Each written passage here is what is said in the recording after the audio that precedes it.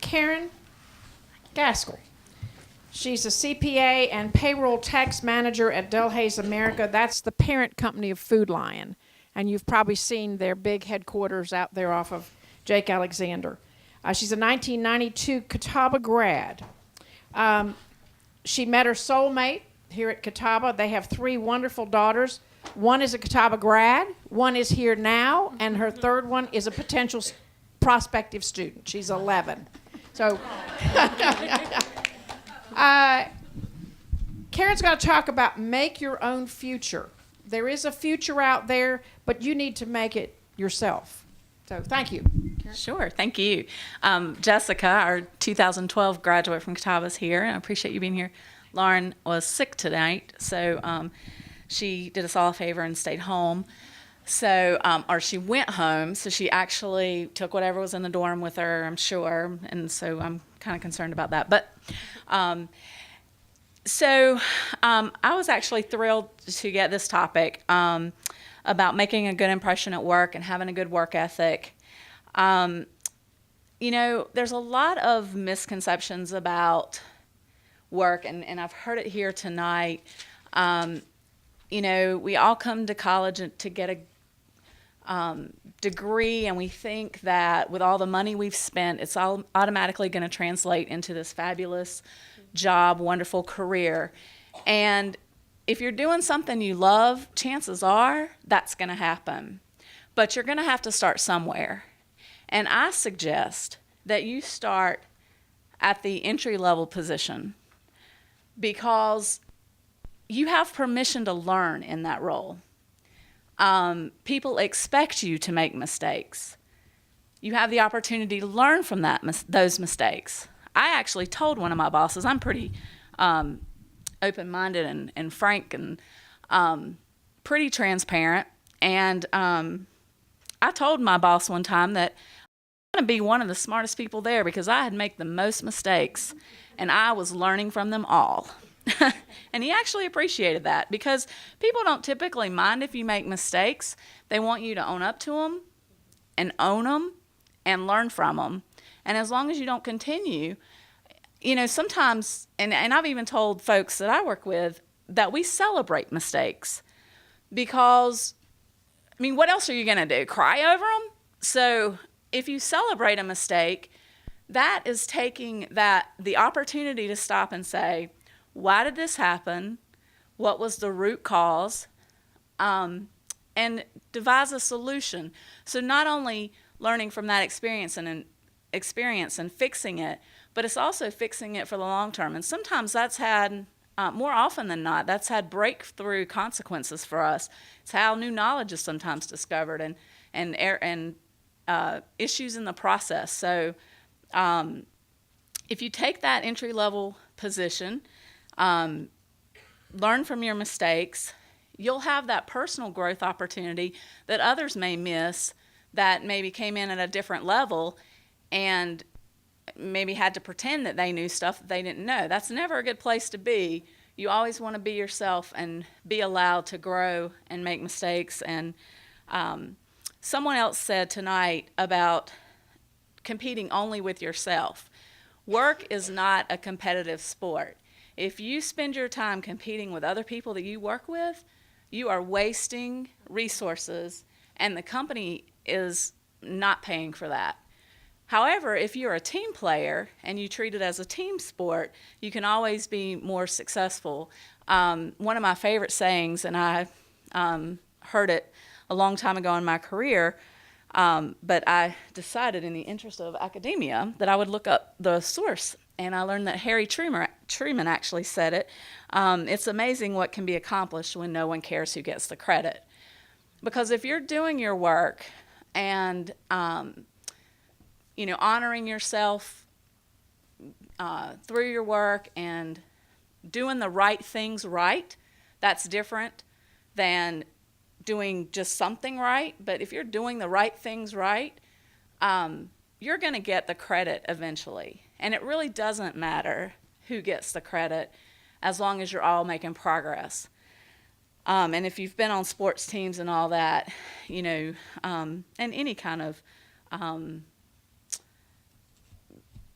work with groups and stuff. It's always good to work as a team and not care who gets the credit.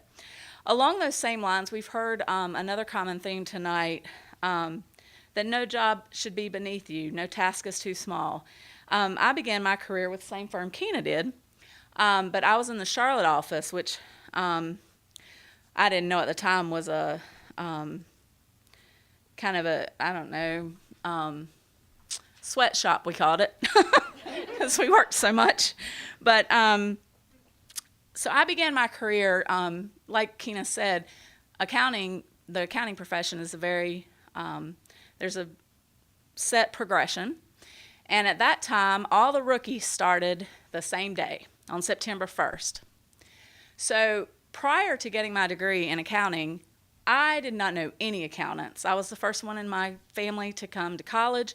My mom had worked in payroll at a manufacturing company, and all she knew was that the CPA got a whole lot more money than she did to review her work once a year.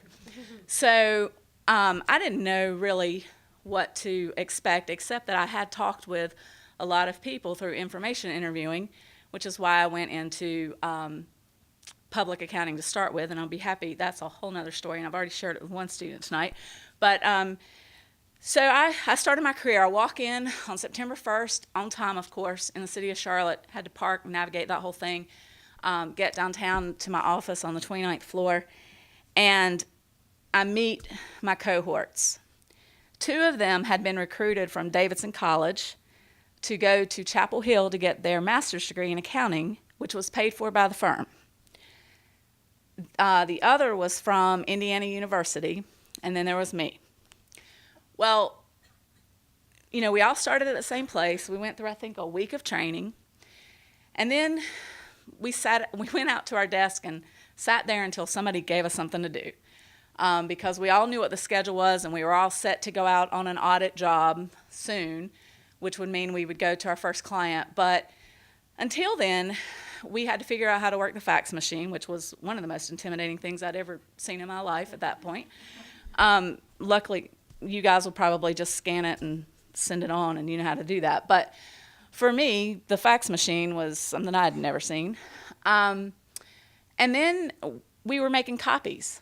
And the other folks seemed to think that they didn't go to college to make copies. I was standing at the copier going, I can't believe I'm getting paid to make copies. And, by the way, these are going to be the best darn copies anyone has ever seen.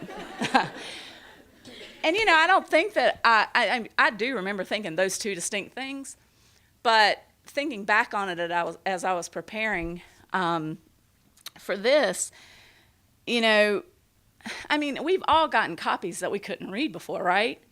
That, especially when they're made from a book and the crease wasn't just right and all that.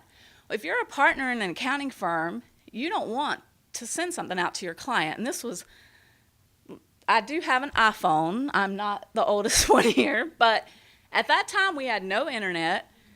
We did not have email, so we did have copiers and fax machines and all that good stuff. But, you know, I was just thinking, I'm getting paid to make these copies. It's going to be the best darn copies anybody's ever seen. And, you know, I did my work, and I certainly didn't want to be asked to do that over. It's a copy, for goodness sakes. If you can't do that, you might as well go home. The other thing that I found myself doing a lot of was proofreading reports and stuff before they went out to the clients. And after finding several mistakes, because it's not rocket science, you take last year's report, you put in this year's numbers and move all the dates and all that kind of stuff, and it flows. But if you miss changing a year or whatever, then you might put out a report that says something about, let's see, this was in 1992, so it might say something about 1978, and the report is about 1991 and 92. So, and I found some mistakes, something like that. So I found myself constantly busy with work to do, partners bringing me stuff and managers bringing me stuff, while the people I started with were looking for stuff to do. And by the summer, because we all started in September, we went through one busy season. by the summer, I was being asked to in charge my own jobs, which was go out to the client by myself and run this job by myself. And the other people were taking time off because they weren't on any jobs. So Catawba will prepare you for whatever it is, as long as you do your work as well. But once you get out there, if it's making copies, proofreading, whatever the entry-level stuff may be, do it to the best of your ability, because it might just be the test to see what you can be entrusted with. And as I look back on it, I suspect that's what it was. You know, they said, Karen takes a lot of pride in her work and makes the best darn copies I've ever seen. So, you know, I think that we can send her out to the banking clients and, you know, the kind of key stuff. So it really did fast track my career without even knowing it. So that's one thing I would say. One piece of advice I got early on in my career was that my job was to make my manager's job easier. That was excellent advice that served well then.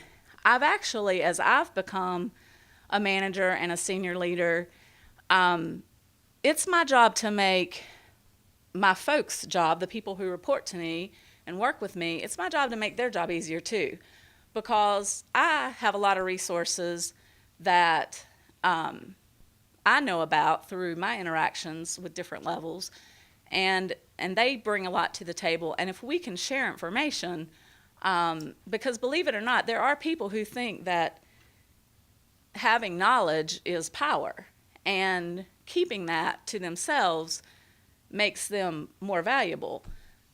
But you will find that that's not the case, because if you share that information, and I like the analogy of coming from, like your analogy, the glass half full, but you know, we tend to think of resources as scarce, but if we really come from a place of abundance where there's enough for everybody to go around, then we actually create more. And when you're creating more, just like someone said before, there's more money for raises, there's more room for promotions, there's just more of everything. So so that is something I would tell you to do as well. And so the last thing, as far as making your own future, not being entitled to it, you really have to know yourself and seek out opportunities for self-development. Like I said, if you start in an entry-level position, you're going to have people willing to help you, and the expectation is that you need help and all of that. The suggestion to get a mentor is an excellent one. But be deliberate about really knowing who you are and what your strengths are, and sell those. Tell people about them, and what your weaknesses are, and get people to help you work on those. Get people to help you notice when your weakness is coming out. And you know, if you can get 360-degree feedback, in other words, from people you work with, people who report to you once you get to that level, and as well as from your managers and all, just the more you know about yourself, and the willingness to be human and accept criticism. I tell my daughters all the time, you know, the youngest is in competitive dancing right now. And she just started, and, you know, her teacher tells us that, you know, if I tell her feet stink, she's going to say, thank you. And I guess in dance, your feet stinking really mean they're not pointed or something. But anyway, I didn't think that because I rode home with her. But anyway, you know, if somebody cares enough about you to correct you, it usually means that they see something in you and that you are worth it, and that they see potential for you to be successful, and they want you to be successful. So if someone criticizes you, hopefully it's constructive criticism,